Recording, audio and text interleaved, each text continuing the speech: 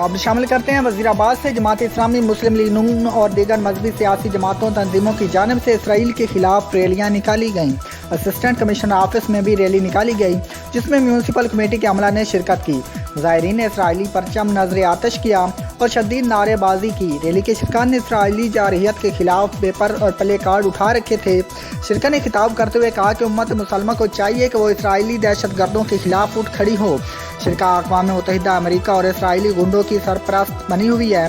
वक्त आ गया है कि कश्मीर और फ़लस्तीन समेत उम्मत मुसलमान को कुफर के जुल्म से निजात दिलाई जाए। रैलियाँ लाहौरी दरवाज़ा चौक में पहुँच कर इख्तिताम पजीर हुई।